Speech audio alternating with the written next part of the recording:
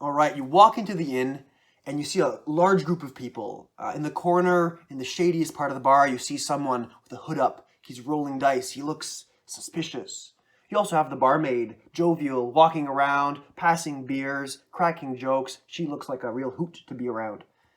And there's also a group of soldiers sitting at the table, playing cards, laughing with a deep laugh. What did you do? Is there anybody else? Yeah, there's the regulars. There's like the drunk of the town. He's kind of hanging out with his pet ferret. But He has a pet ferret? yeah, Can I go see him and maybe pet the ferret? I guess. I don't do that.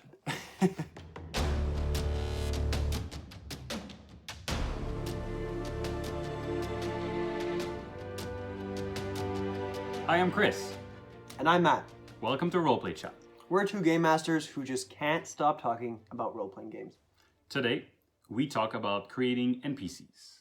Creating NPCs in preparation to a game. Also, on the fly, we talk about sometimes a weird thing that happens where players tend to fixate on certain NPC that maybe you didn't intend. Especially if it's an improvised one. That can be a big challenge. So we'll try to think about solutions to that or even Just have a reflection around it, right?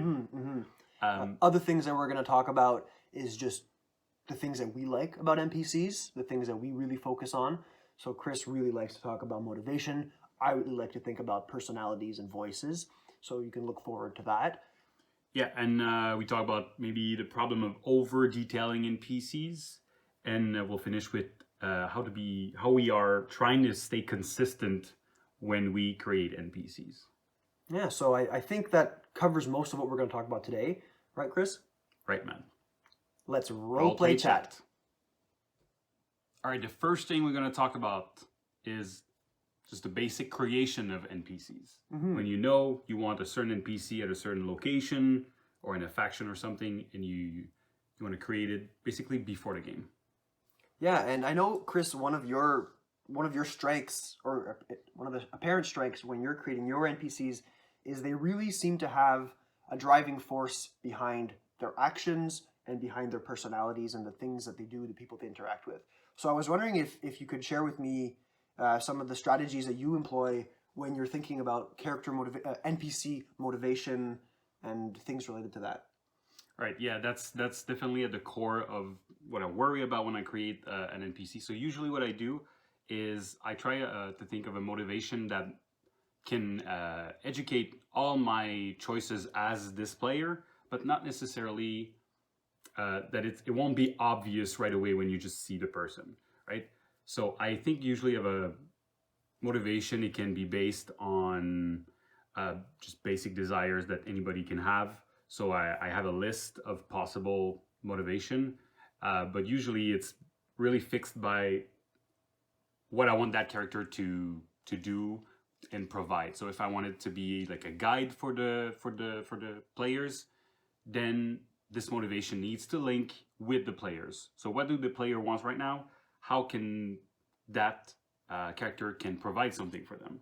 So what I usually do is I think, so that can vary a lot, but once I have this motivation, I basically put it in relation with the player's motivation. Like who I think will basically gravitate towards that NPC and who might not. And usually I'm pretty spot on. One or two NPCs in the campaign, I was like, oh, I was not expecting that player to go talk to that NPC. But usually I try to make it so that it's relevant, so that one player is like, oh, that goes well with what I want to do. So once a player feels that way, then my NPC has basically done his job. Like now it's in. Once it's in, then after that motivation is really at the core of every decision I make. And that's why I don't necessarily need to flesh out the whole thing. But once I know this, everything is linked back to the motivation. So then, I guess follow-up question to that, Chris. The motivation, do you make it pretty broad so that it can evolve? Or is it like, if the heroes are off to find a sacred artifact, well, there's going to be a guide, and his motivation is whoever pays him the most gold is going to stay safe or whatever, and that like that's it. Like, is it really It's actually pointed? probably broader. Yeah, it's more broad than that. It's something like I don't know, Wimmer Wooten, for instance, that we're going to talk about in our campaign. It's not really important if you don't know who he is, but my motivation at the beginning was something along the lines of he likes to deal with information. Information is power, basically. And the second one would be like money is also a good thing. So whatever you guys arrived and wanted something out of him, he'd be like, well, give me something. And he likes to make deals. So that was the main thing. But as you talk to him, and because the players really like that NPC, and between games, I would add stuff. So as you discover, then I would flesh out. Like at one point you were trying to sell him like an evil artifact, like not sell him, but you were like saying maybe we could have an evil artifact to give you, and he was like, I'm not dealing with magical stuff, like evil stuff. And that I fleshed out a couple of games after he was introduced. So there's stuff like that I add. If you've uncovered everything about that character, then I need to add other things to uncover, basically. Because you kind of expect us to then come back to them at that point. Yeah, and I want the character to be multi-dimensional, not just the top layered. So I want to always add details. Okay. So at one point I added that he had a son that you hadn't met before. That was not there from the beginning, right? So I add family members. I add worries he had. I added a rivalry between him and another clan. So all of that was added as I needed it. Okay. Yeah. So that's how I like to do it, because that way it prevents a lot of problems. Like we're gonna talk more in details about it probably a bit later, but sometimes if you create all of that and the characters are not interested in NPC, then it can cause a little bit of problems. Yeah, for sure. So let's revisit that maybe a bit later. But so I was wondering, so that's pretty much for me for my motivation. I think that's, I don't know, unless you have other questions about... No, that seems to make a lot of sense. I think that's maybe my problem is when I try to incorporate a motivation, I kind of make it extremely specific. I guess my solution to that is that I tend to create a lot of NPCs with a lot of very specific things, hoping that eventually one of them is gonna kind of align with what the party wants to do. But I kind of like what you're saying about having broader and related motivations. Like, look at what the players are trying to do, add this motivation kind of in conjunction with the missions that they're trying to achieve. Yeah. Because if I remember correctly, Wimmer Wooten, it was about like you needed information and you asked around and people were saying, oh, you should go see that guy. He might be able to help you. So then obviously I'm sending you to him and to use him as a tool for the story, for your objectives. So that's how I like to create them. And I did basically the same thing for other NPC that were sent really to the core of the story. We'll talk about Bianca Hines at one point. That was the same thing, really at the beginning, just 1 or 2 sentences. And as you got to know her, that would add stuff. So yeah, so that's one of my main concern. And I think, like you said, it's one of my strengths. And I know for you, one of your big strengths is your personality of your NPCs, how they shine. Like we get attached to them. They make us laugh. That's something like I hardly do. Make the characters, my players laugh just because of a weird character. So yeah. So how do you do that? Is that intentional or? Yeah, it's absolutely intentional. The thing that I tend to focus on most when I'm creating my NPCs is their personality. I really want every NPC that the players interact with to feel like a person that would live for real in the world. You know, I really want you to go up to someone and say, wow, this is such a personality. This is such a character that distinguishes them from the other ones, right? You've interacted with somebody else and, oh, this is their own person who has their own personality, and it's really distinct from one another. So that's really my focus. And the way I achieve that usually is probably at my own detriment. I spend a lot of time thinking about the things that this person would like and dislike. I make little cards for each of them, and I usually come up with 3 or 4 elements of like, this character really likes corn on the cob. And like, for real, like silly things like that. All because right. the way I see it, every person in real life has things that make them who they are, and usually it's the things that they really like and the things that they really dislike, kind of the two extremes. So I start by doing that, and I know it's probably never going to come up, but I do it because it helps me build a personality for this person. You know, what kind of person would really like corn on the cob but hates bugs? Like, can't stand bugs. And then I start thinking like, oh, maybe because they had a really bad experience where they fell into like a pit of bugs, and oh, that develops this NPC's backstory, and then I can kind of come up with character traits for them. Usually I try to make 1 or 2 character traits. So it's, you know, maybe they fell into the bugs, they hate bugs, and that makes them really nervous about leaving the town. So I kind of build that way. And once I have that core, I guess, aspect of who this person is and their personality, kind of like their quirk, in this example, they're nervous, they don't want to leave the town, etc., I can then move on to the next thing, which is the vocalization and the way this character actually physically portrays themselves in the game. So I really like to use voices. I really like to use non-verbal, like faces. And a lot of things mannerisms. Like yeah, you're really good at this. You embody the character. I tried to do it in my voice, and I'm not great at it, but I'm practicing. But you like when you're playing a hag, you become the hag. Like we can see it. Like it really adds a dimension that I think is a lot of fun. Like for me, it's so much fun to play all these different characters and to watch your reactions to them and kind of feed off of it. I really enjoy it. So that's kind of, I guess, from my side of things. So this sort of segues, interestingly, into our next question that we wanted to talk about, Chris. And it's to talk about NPCs that we have to improvise, that we create basically out of nowhere because the heroes chose to go and interact with them. Yeah. For me, this usually happens in an environment where there's a large crowd of people. You know, you're in the town square, or you're maybe in a camp somewhere, like a soldier's camp where they're getting ready to go to war.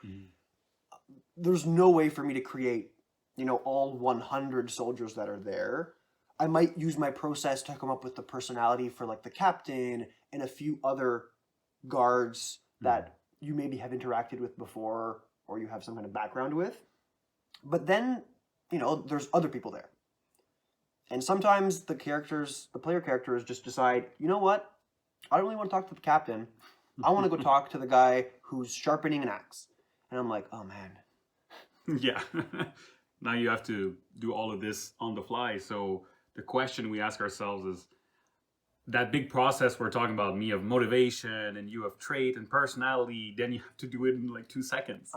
So how do you make sure it doesn't feel different, right? Because if the player is like, oh, this is, and you have like a big description and a name and you have an accent, and the other one, you just like, oh, this is Todd. Yeah, Todd. He's sharpening axes.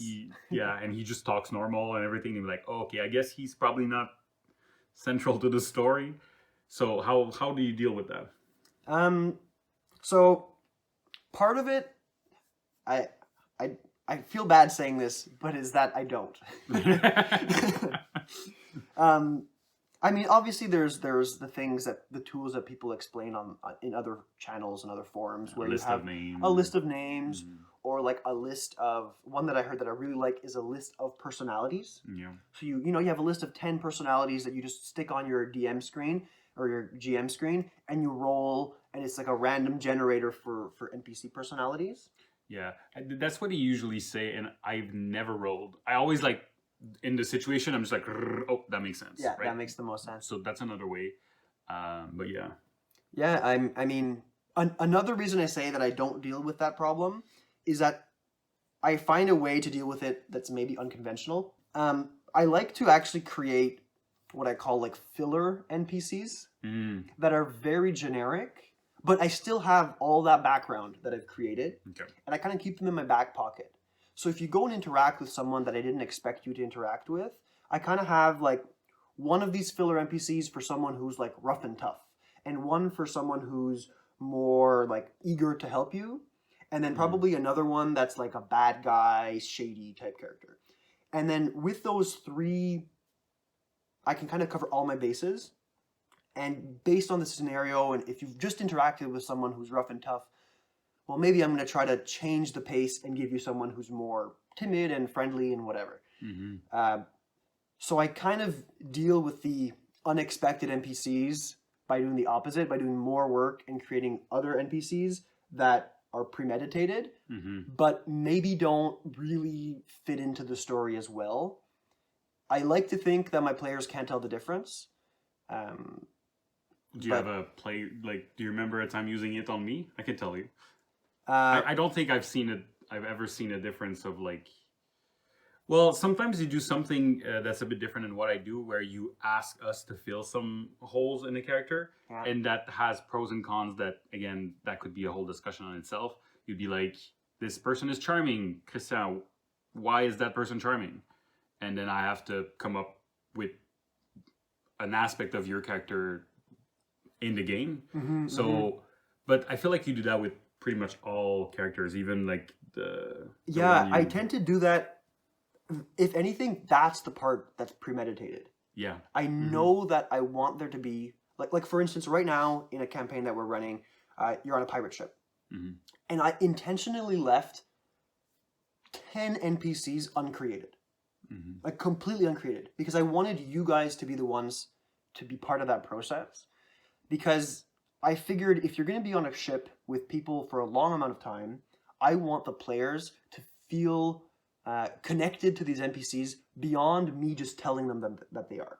And a way that I've determined makes that happen almost instantly is if they're the ones creating them. If you make an NPC, you're gonna care for that NPC.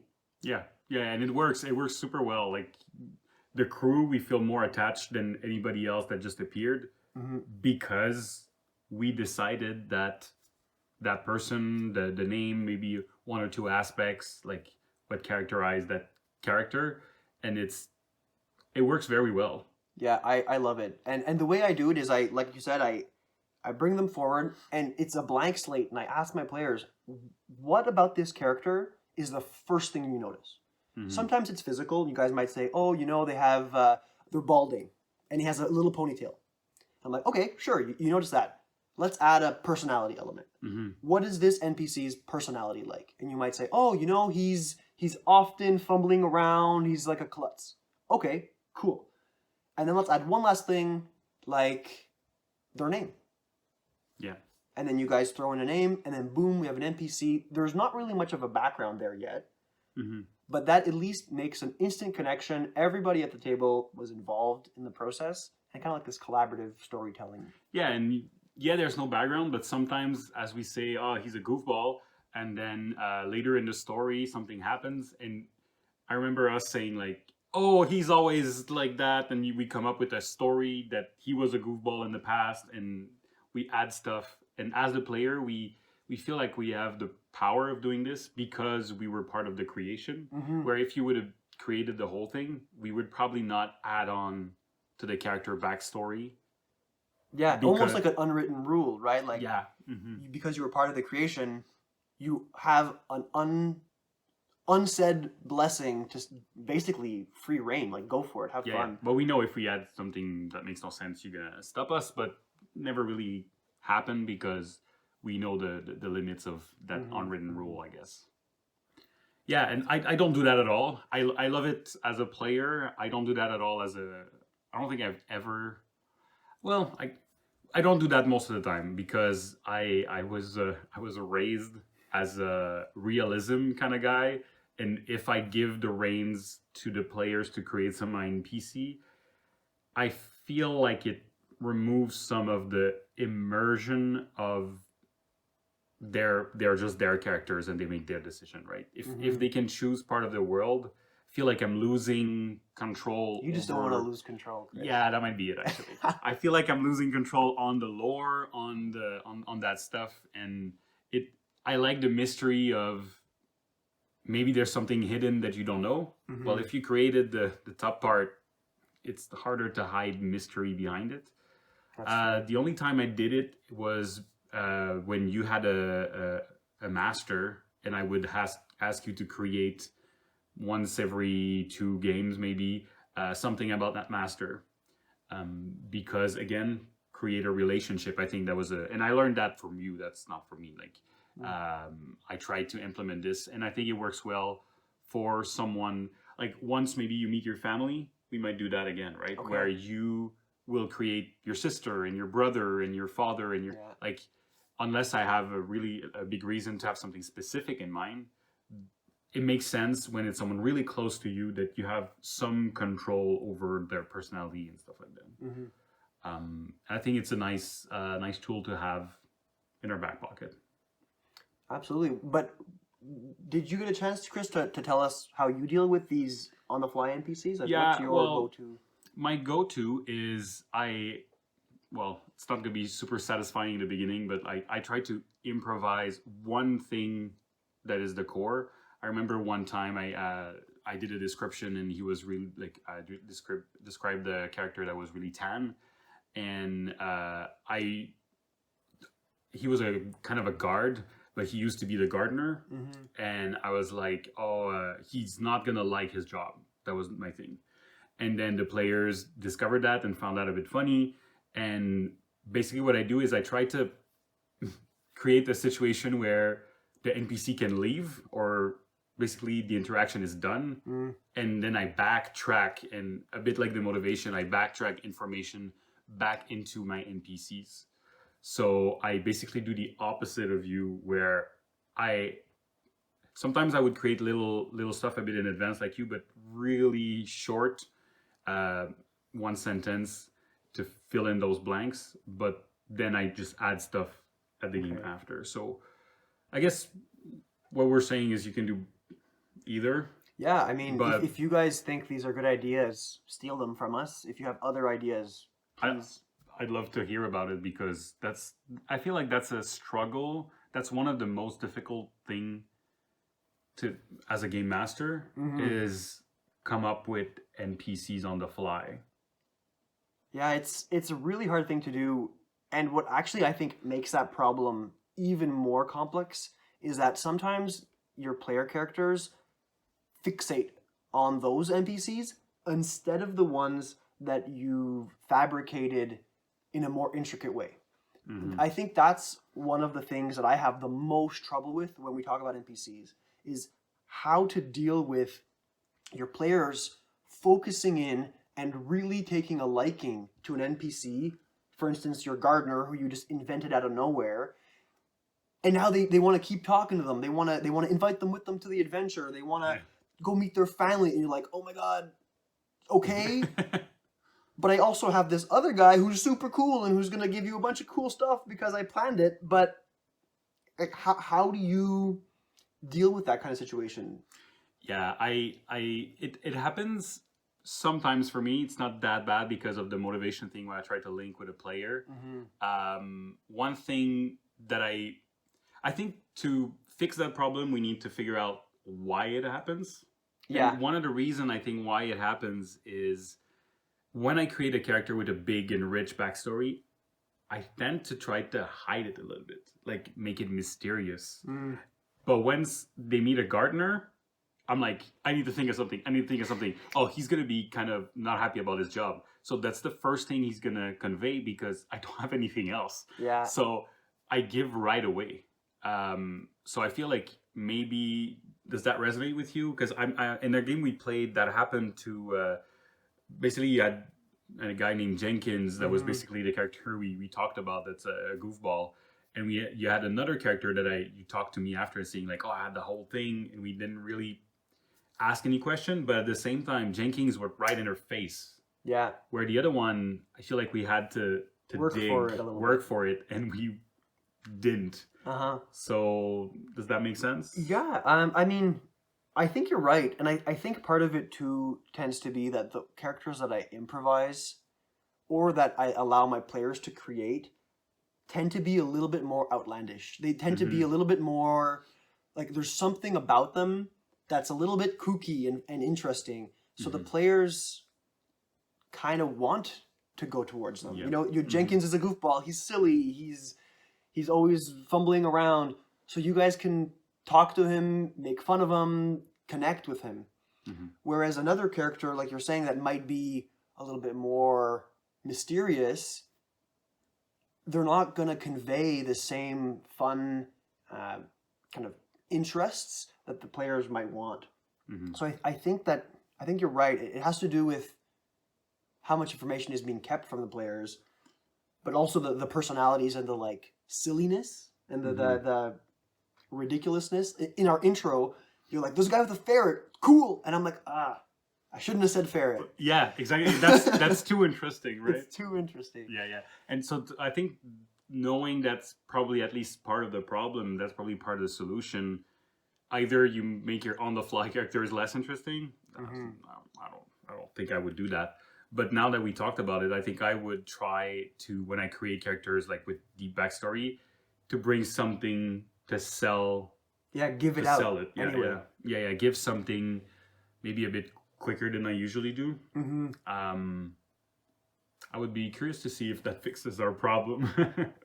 Maybe, because I guess the characters really like when I'm playing, I want to get that. That's kind of what you're striving to do.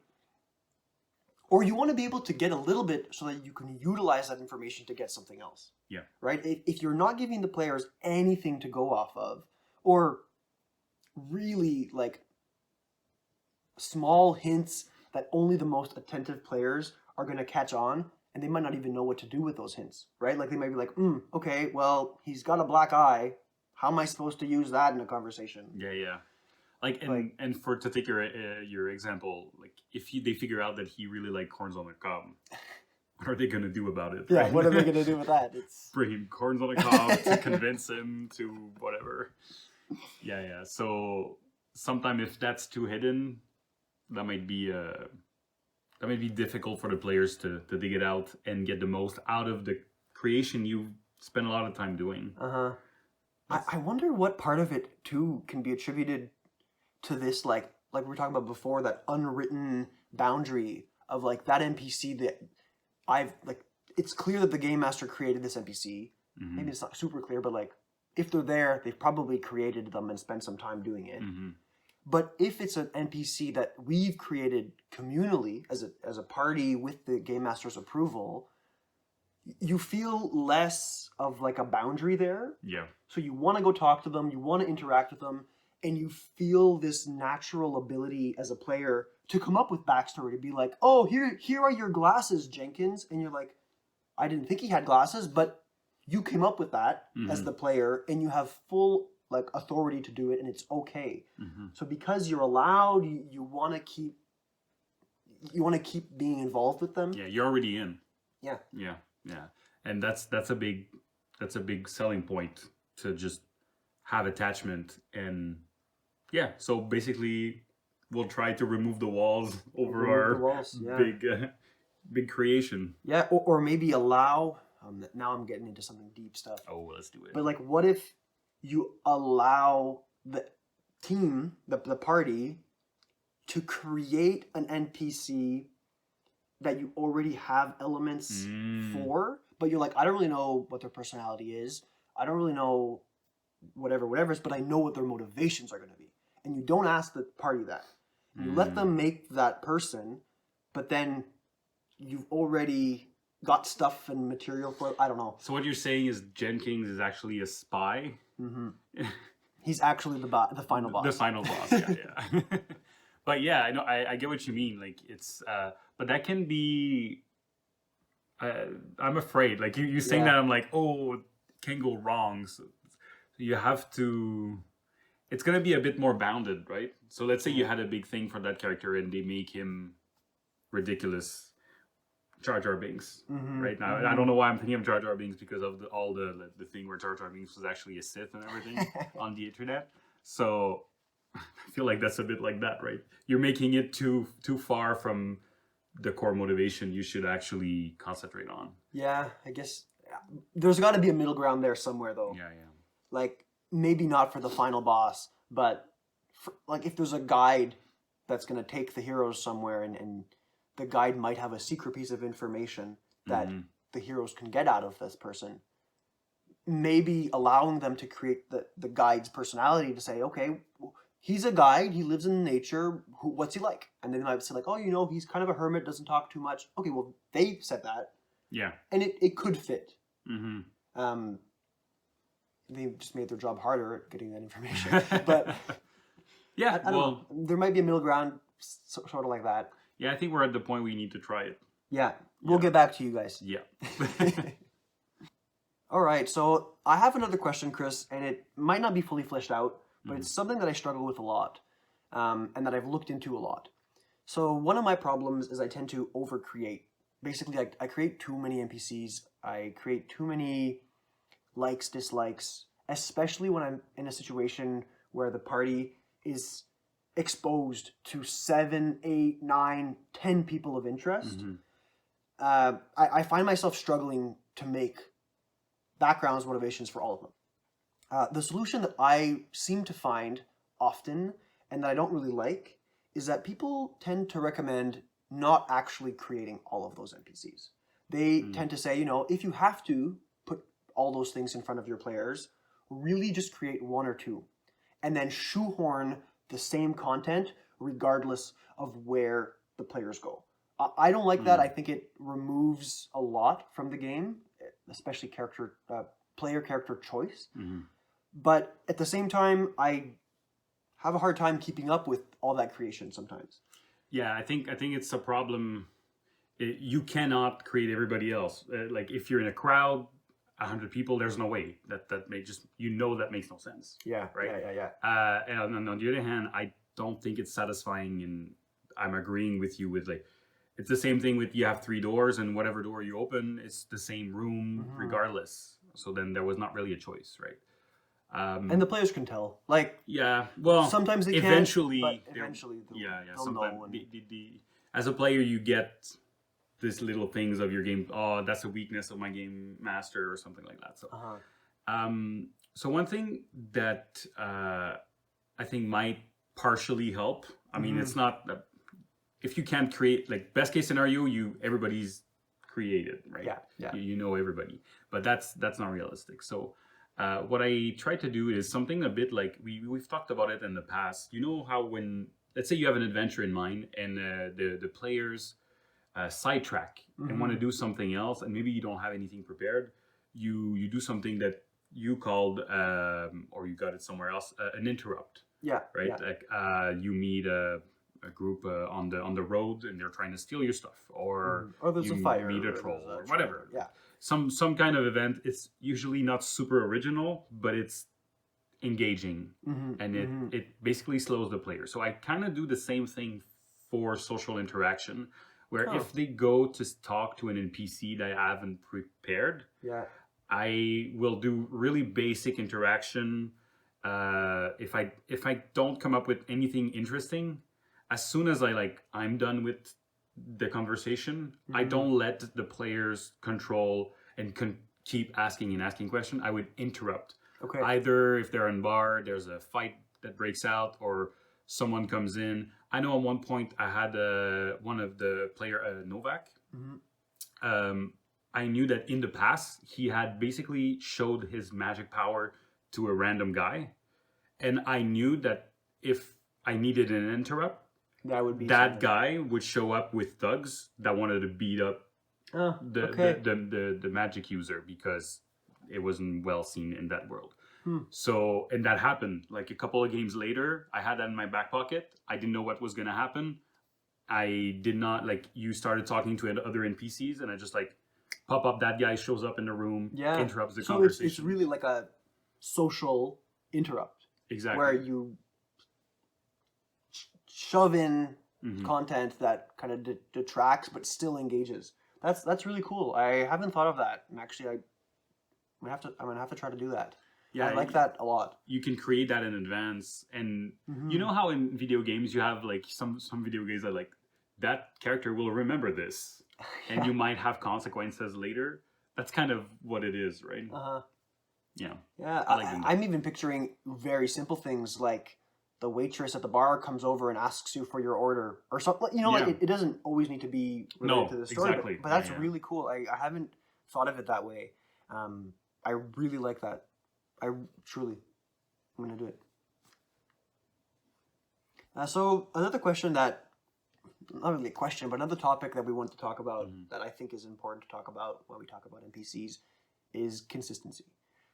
Consistency in terms of their motivations, in terms of their personality, in terms of their voices and mannerisms, everything, really, especially when they're there for a long time. So I don't know, Chris, do you have any strategies or things that you've employed to keep your characters consistent as the story goes on? I think the one thing that is, I assume, a bit basic is taking notes, right? Yeah. Everybody, you have to take notes on what they said, if they said something important. You have to take notes on their motivation, on all those layers I would add that I talked before. You need to have those written down.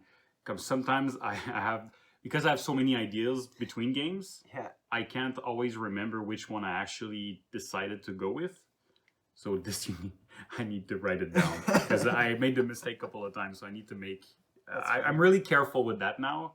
But yeah, taking notes, and I even made a template of like an NPC page. NPC page, yeah. So I just put holes in it, and there's like 3 NPC, and it's a bit like motivation and stuff like that. I would add on even stats. I would do that. I would basically decide stats depending on what I think the character would have, and once they fight, and I know what fight is, like their fight score is, then I write it down, and it's always that. Okay. Right. So, but to stay consistent. To stay consistent. One thing that I struggle with is often how they talk, and sometimes it happens between games. That's really hard for me. But sometimes it's even in a conversation. I would start, and as I reach the end of the conversation, the accent has maybe disappeared a little bit. And I know you're really good with this. Yeah, I mean, I'm good, but I just like you. Sometimes you start with one accent and then you deviate to something else. What I found works the best for me is that I try to come up with a catchphrase for this character. And I don't mean like a background thing. I mean like an actual saying that this character is going to say often that's going to help me bring my voice back to the accent that I'm using. That's really good. Like for instance, there's one of my favorite NPCs. Maybe we'll get to talk about him after. But he speaks like this. He has a funny little voice. And for a long time, I struggled actually keeping that accent. And the thing that would always kind of reset my brain to talk like him was when he would talk to the heroes. He would call them his brothers and sisters. Yes. Brothers, sisters, and that just like would reset my brain to speak like that. So good. If I felt that I was floating away, I would just have him look at someone and call them his brother or sister, and then it would instantly bring me back. And that so far has worked wonders for me. Yeah, I really like that.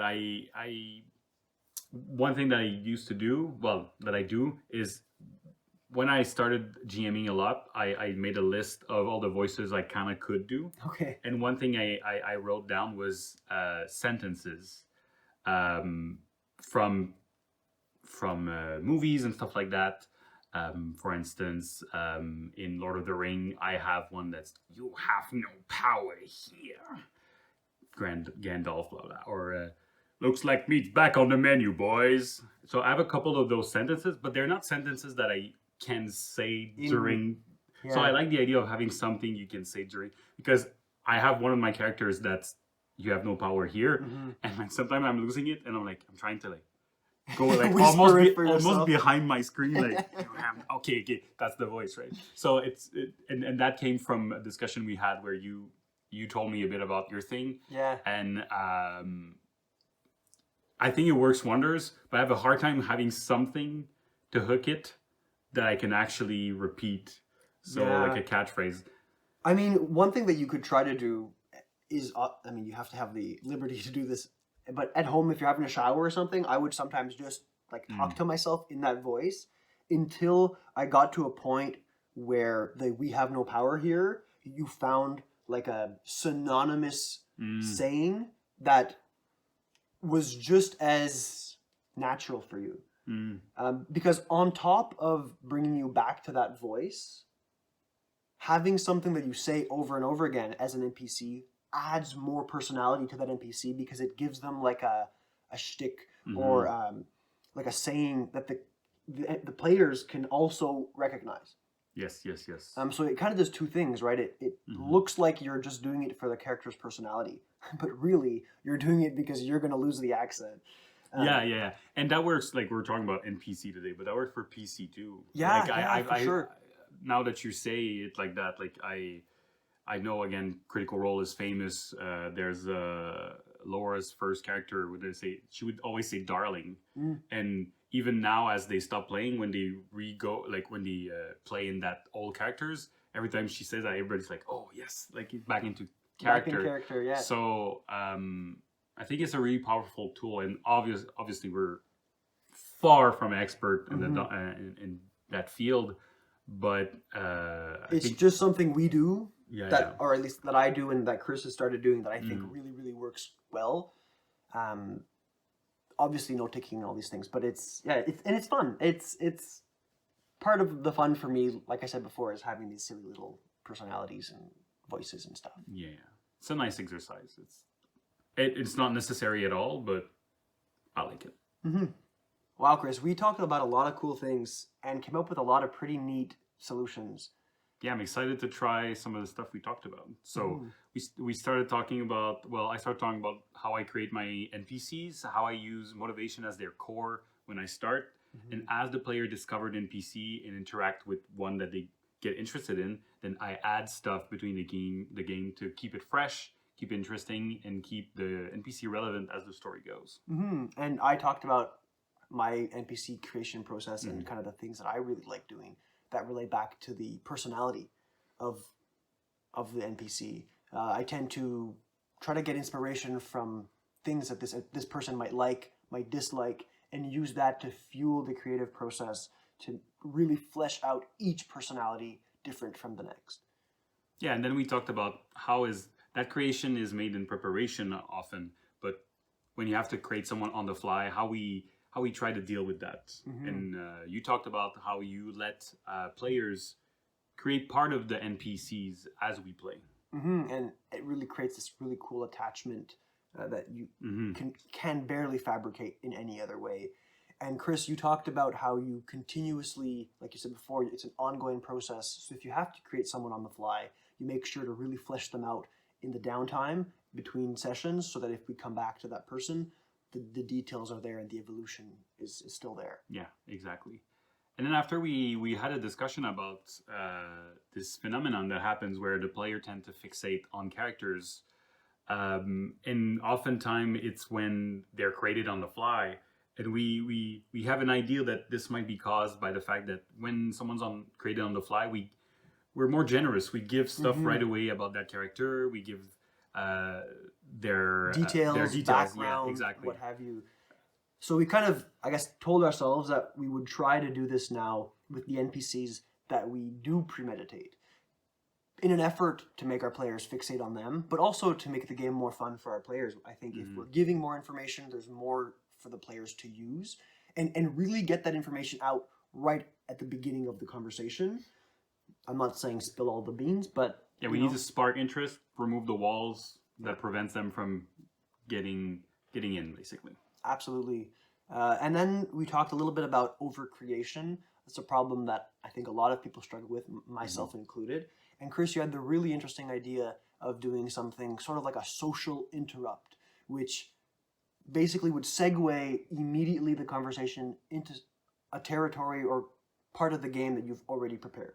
Yeah, either an interaction I know how it's going to go, at least on my side, or an event that interrupts the flow, interrupts them from talking to some guy I don't have any interest in the sense that I don't have anything to give to the players. Then I can interrupt with something interesting and something compelling to them. And then we basically ended the conversation talking about consistency. Chris, it's no surprise to me that the best tool to combat problems with consistency is by taking a lot of notes. Yeah, I have a pretty good binder to back that out. So I think that really covers all of our bases here, Chris. That's all, Matt. Let's call it a chat.